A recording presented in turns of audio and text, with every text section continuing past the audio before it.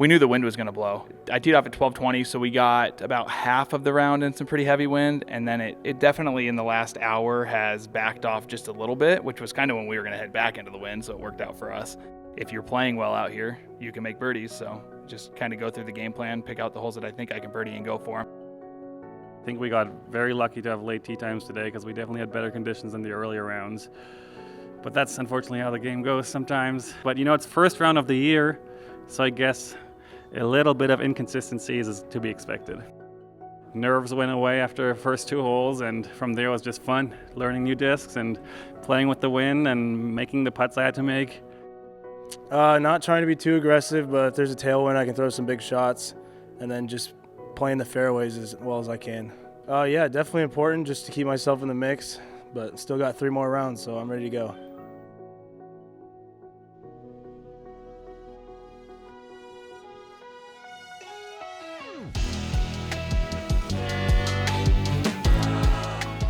Hello and welcome to round 2 coverage of the Las Vegas Challenge presented by Innova. This is the DGPT Elite Series stop number 1 for the season. You're watching JomezPro with Nate Sexton, Jeremy Koling, and Paul Ulibarri. We have moved over to the Innova Course 2 for round 2, and the wind has died down quite a bit. You're not going to see the flag whipping around like you do there in their image. Wildhorse Golf Club. Very heavily ridden with OB, greens that are slopey. There's going to be a lot of sand traps on this course and quite a few gaps, actually. They've turned a fairly open golf course into very technical in some places, very important places. I love that graphic of 47 states represented at this tournament. It's a lot of people from a lot of different places. Sports growing. James Proctor, though, getting it done on the green, 100% C1X. We expect to see those kind of numbers, and that's pretty impressive. We're talking about putting inside the circle yesterday and how difficult that was for the field. Not for James, making everything, playing with a new bag, another player with a new bag here. Scott Withers, player familiar to lead card coverage at this event last year, doing big things with Discraft when that was a new company for him. So he acclimates to a new bag well.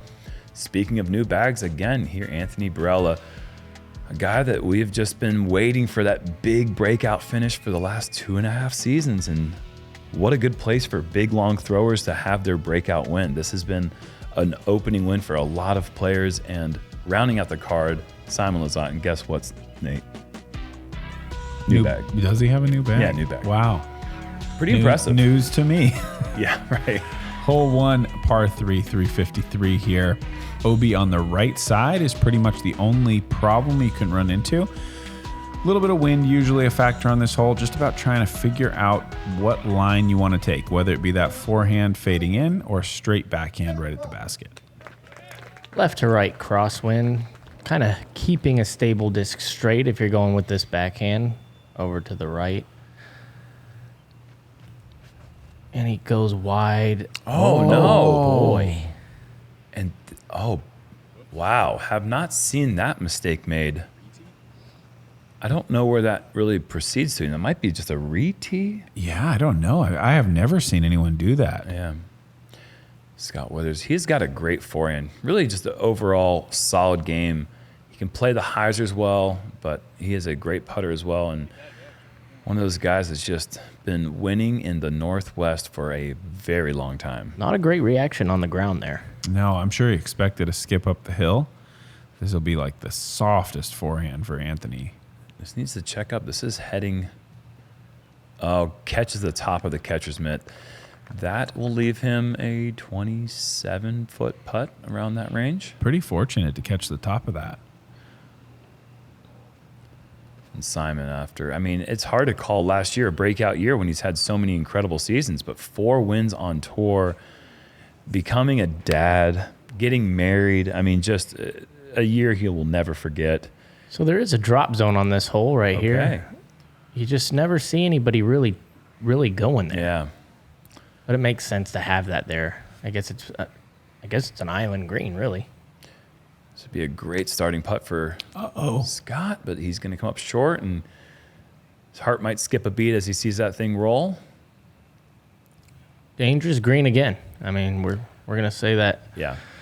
almost every hole here in Las Vegas, and that is solid. a very good stroke right in the middle. Good wind read. Awkward putt here for Anthony. Downhill, left to right crosswind. Footing isn't the best. I've been there before. Oh, this is a pretty short putt though. Oh, leaks left. Unfortunate putt there for Anthony to start the round. That's been kind of his bugaboo in his career, is those short putts.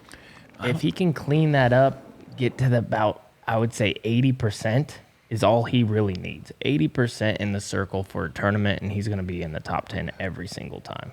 Right now, as far as golf course style disc golf goes, I've got to say Anthony Barela has to be number one off the tee. He's given himself more opportunities than almost anyone. Yeah. And it's not that he's a bad putter. He's a great putter.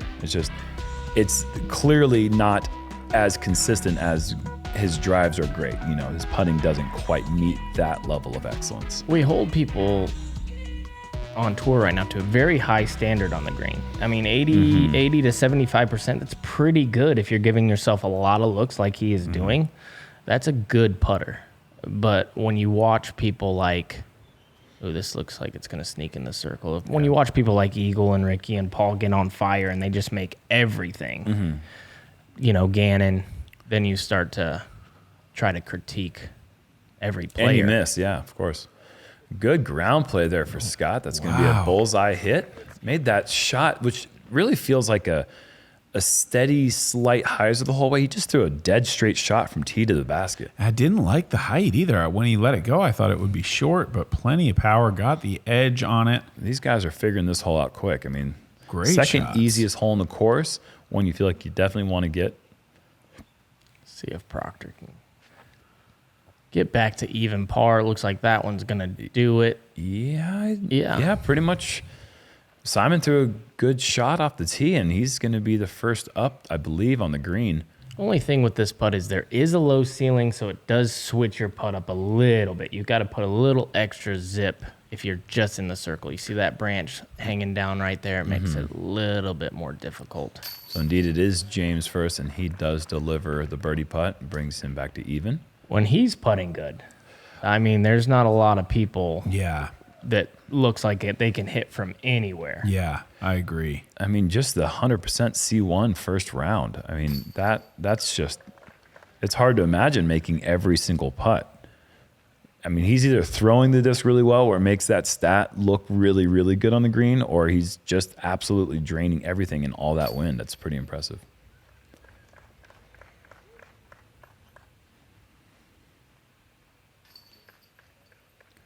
Little star frame here. I believe that's the first star frame of the 2023 season for Jomez. I think you're right. Hole 3, par 3, 260. Some slight changes here. They've got this officially as an island green now, as you see the wall on the right side. Though the drone is flying over here, the forehand route has been pretty severely blocked by some early branches off the tee. So I think most of these guys you're going to see backhand hyzer with a putter or overstable mid. Yeah, this used to be a pretty fair two-way shot, and now it's really working itself to... Oh, this is very close to the line. I think he got a good reaction off that tree hit. Fortunate for Simon to be inbounds. I would consider this one easier than the last hole. Yes. It feels easier. It yeah. scores a little bit more difficult, but it's the third easiest hole in the course. Just with the difficult, I mean, the four looms. Yeah. The two-stroke swing Yeah. is there. It's not really on the first hole there, and that's a great shot there from Anthony. Ain't gonna be missing that one. Yeah, there's 58% birdies on hole 3 as opposed to 52% on hole 2, but you just obviously vastly less bogeys. Yeah, the front nine's really the scoring 9, I feel like, because This course finishes tough for sure. Yeah, the last 4 holes are pretty hard gets, and we've seen in the past people be 10 under on the front 9. Yeah, I would even say the last 7 or so holes. There's not really a gimme in them. Yep. Have we seen a 10 under on the front 9? Yeah, I think we have. I mean, I feel think like Macbeth we've has witnessed done it. Macbeth do it on several courses. I wasn't sure if that was on this course ever. Well, I know that Adam last year was 9 through 9. Yeah, wow. The final round, and a few people have gone pretty low. I think Drew as well, when he had his back-to-back 13 unders.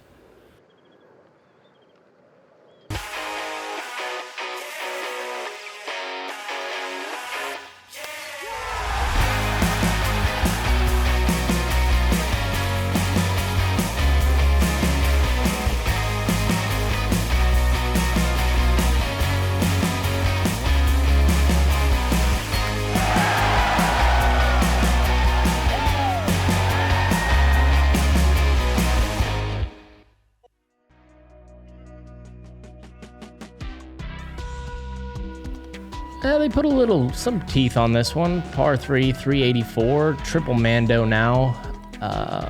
Tough green to hit. Throw your straightest shot. Left to right crosswind is helping a little bit. This is one you'll see the miss being kind of leaking left and leaving you a really tough 30, 40 footer. We've never seen that gateway tucked that far away from the tee before. Yeah, and it definitely is. It's intimidating. It's very intimidating. It definitely presents some anxiety off the tee if you're not comfortable. Well, it goes from shot shaping into the basket to, wait, I got to hit this gap first. Yeah. Speaking of shot shaping. Okay. Wow. Love that. That'll make your life easy. Yeah, a little giddy up off the tee there. That's just, at no point was that an inch off of perfection from the line he was trying to hit. He gets that little hop going when he gets off the tee, just like when he was 8 years old. I remember him just bouncing around everywhere, just the happiest kid in the world. He's been doing this for a long time. And he's 22. Yeah. Yeah. Yeah. I started when I was 20, and I've been doing this for a long time. Okay, this is actually going to work, I think. Look at the hover. Look at that. Okay. Sweet. Very good. Yep, 25 feet.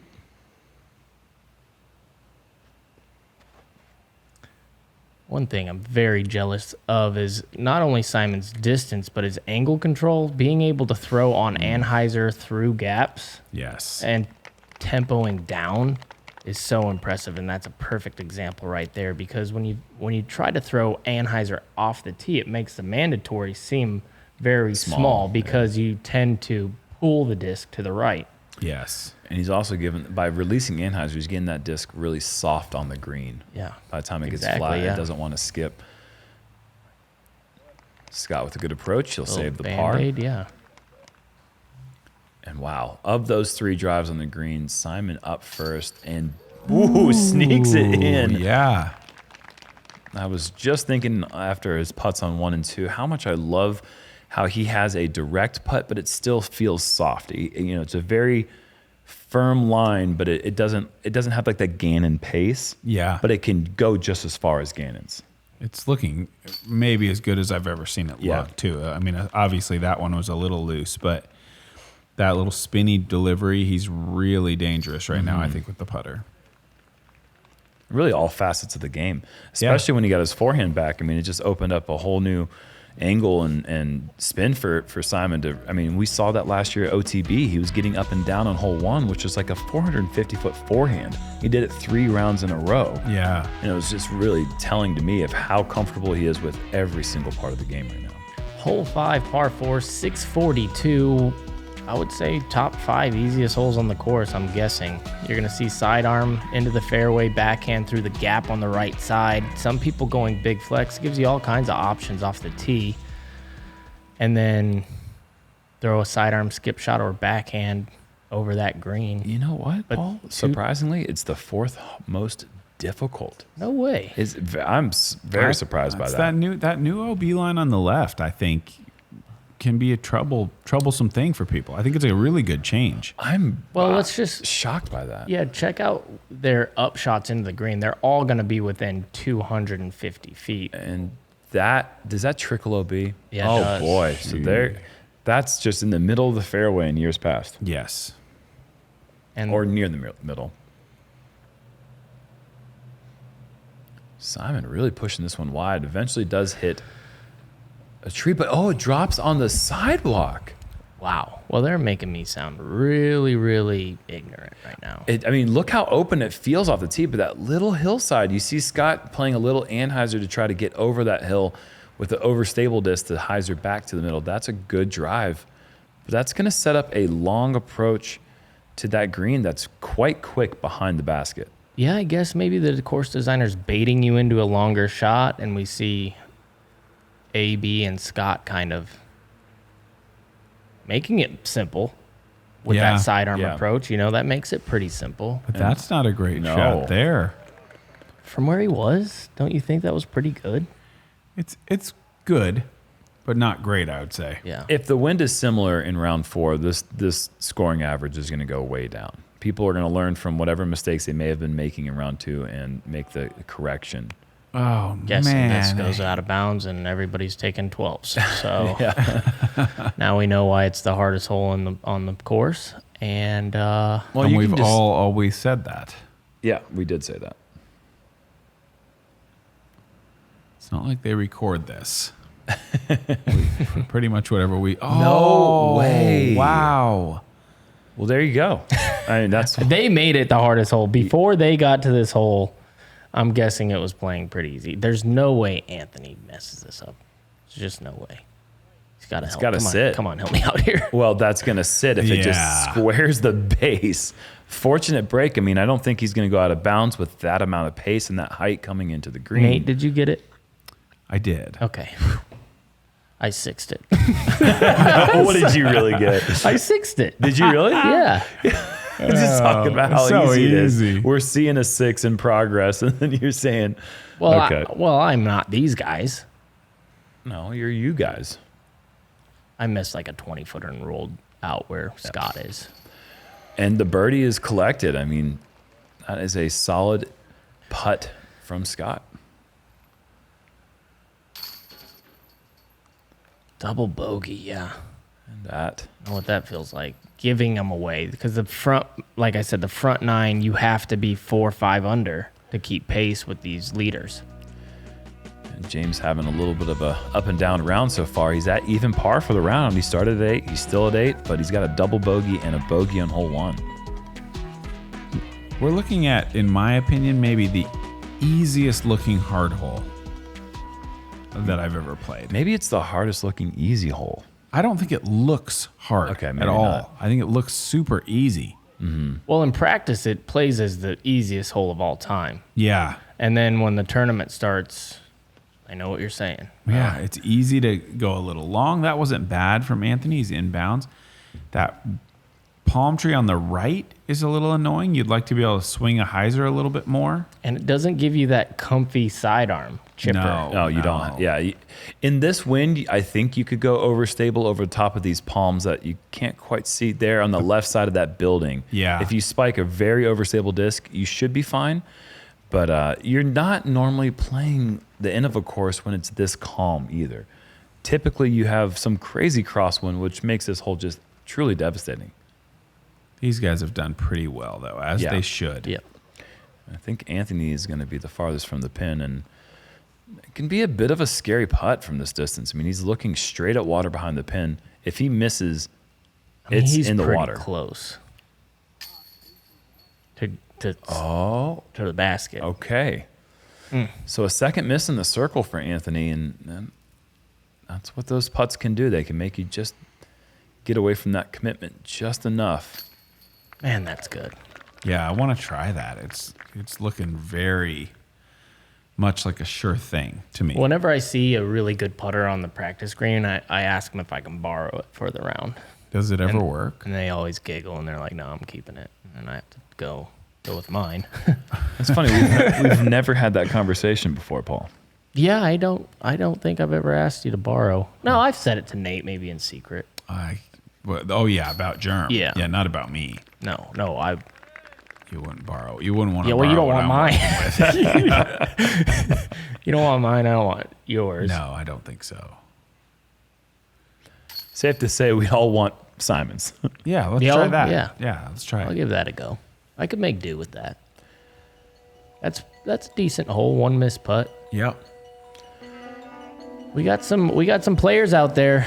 We got a 9 under through 11 from Joel Freeman. There's Look at that. hot start. Goose Gossage, though. Luke Sampson 9 under through 13. Calvin getting it done 10 under through 17. Ezra 7 under through 11. I mean, these, like I said, this front 9 is one where you can go low. The Gossage is already done with his round. He shot a 12 under. He went from even par to 12 under, just firmly in the mix with one solid round out here, and that's getting work done. I mean, certainly even par on the Millennium course. You know, who knows when he teed off? Yeah. And he gets it back up there with the big boys. He's going to be playing the same wind.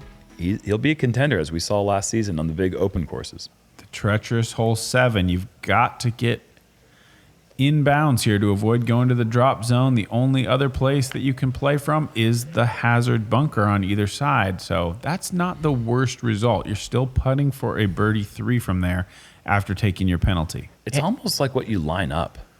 And he was an inch away from having to go to one of the toughest drop zones you'll ever play.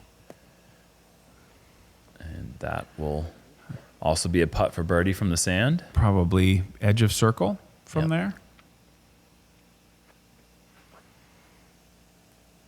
Yeah, I've never gone from this drop zone till today, and I always...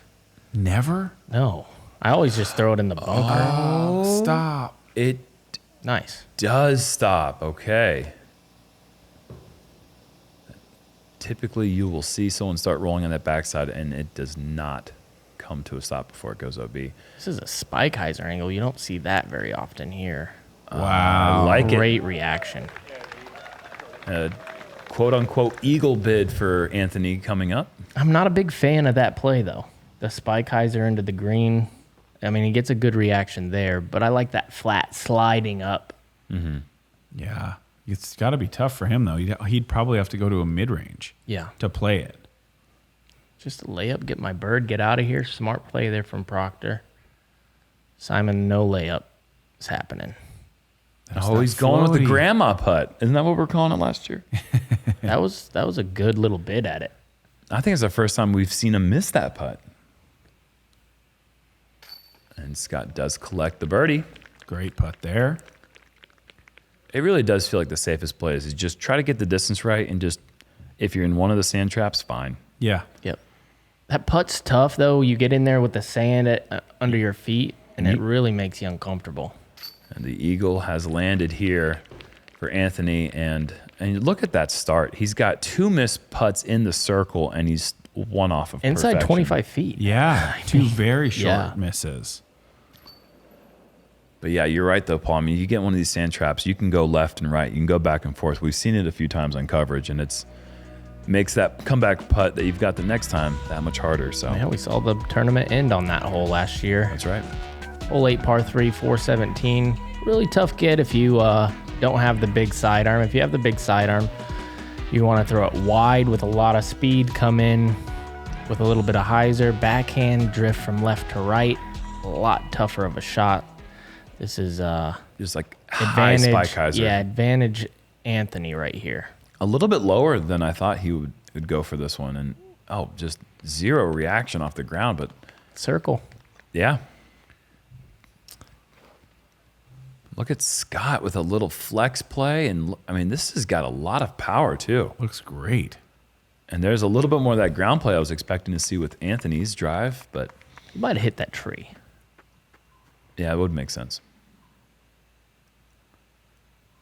This one's tricky. You can't see it from the tee, so you just really have to trust the right amount of turn. James going pretty wide. This needs to be pretty understable. Yeah, this is the mistake you're going to see a lot of people make. As soon as it starts hyzering, it really wants to go to that sidewalk. You keep it on anhyzer the whole time. I feel like the people who have the best play is almost burning it over like this. Yes, that's the to safest where way. it can't, it's never going to go left and then glide over into these bushes kind of on the right there. You see a lot of people, but that's done well. 40-footer. Coming up just a bit short for Simon. I believe, about 50, 45, 50. Oh, that's Wow. the second one I think he's made like that. Yeah, I'd borrow it, like I said. Look at this. Full commitment, follow through. Just snaps that thing on the line. That shy face he makes after doing something awesome. It's cute. Yeah. James for par. And high and left. Not the bid he was looking for. Not the result being Yeah. in the bush over there, too. It's going to be tough. And Scott borrowing a little bit of that Simon elevator music. Let's talk about his start. Looking pretty good. Wow. 6 under. Fantastic. AB, awkward little bugger right here again.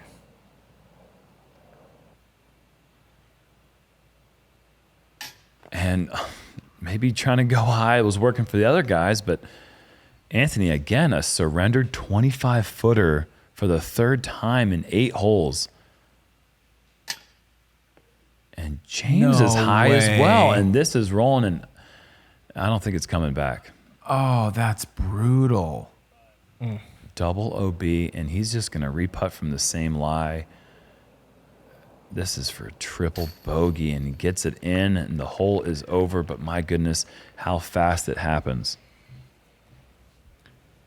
And look at the round he's played. He still has no pars. I mean, it's just back and forth, and now he's on the wrong side of par.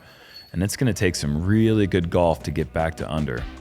And probably his shot at contending in this tournament is It's amazing how fast it almost happens. gone. now. Yeah. You know, just with a couple of those big numbers early, he's finding himself creeping up on being 10 strokes back. Wow.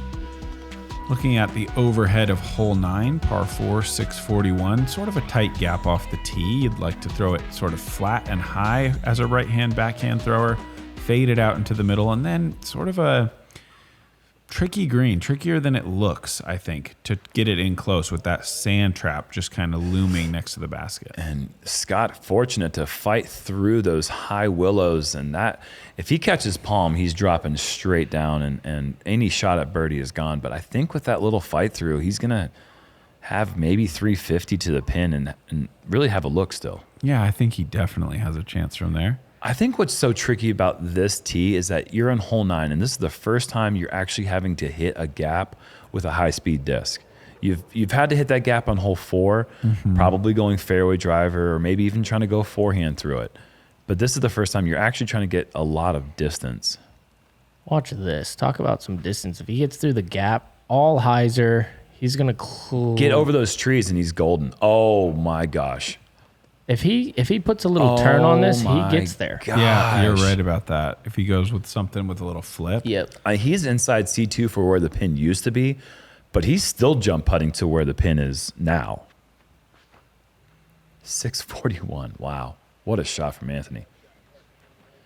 And James has done well, got himself in the fairway.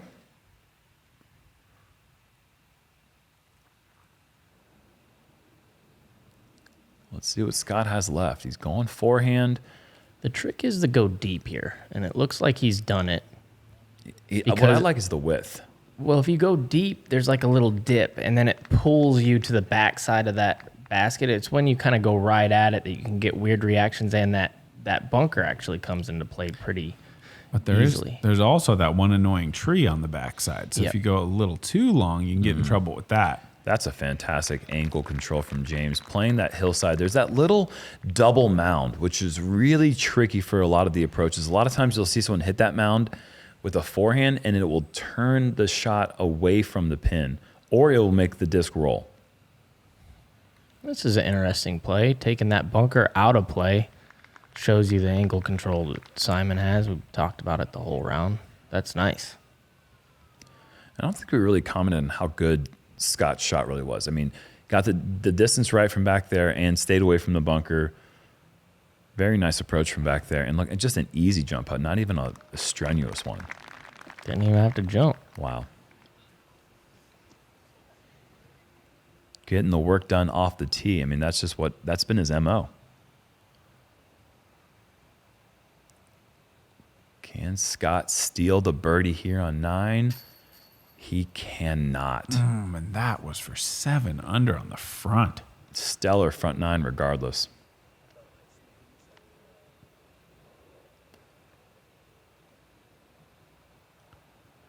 This would be for a perfectly symmetrical front 9. And it is. Pretty good. It is. They're all going to make the mark of 4 better on the front, except for this guy right here. Tough start for James, but the back 9 with his power, he has holes left to get back to a decent round. If he could fight back to a 3, 4, 5 He's under. even. I would way rather be even the way he's doing it than to have 9 straight pars. I mean, he's at least showing signs of greatness. He's just, one blip here, one blip there, and he's in the mix. If he erases those mistakes and turns them into highlights, he could be a factor, but he can't afford many more mistakes from here on out. Doesn't find himself on our leaderboard at the moment with the score he has. It's looking like a lot of guys are hungry today after kind of getting out of that wind, getting back onto the other course with a little more calm weather. A lot of really low scores, a lot of players pushing towards double digits with golf left to play.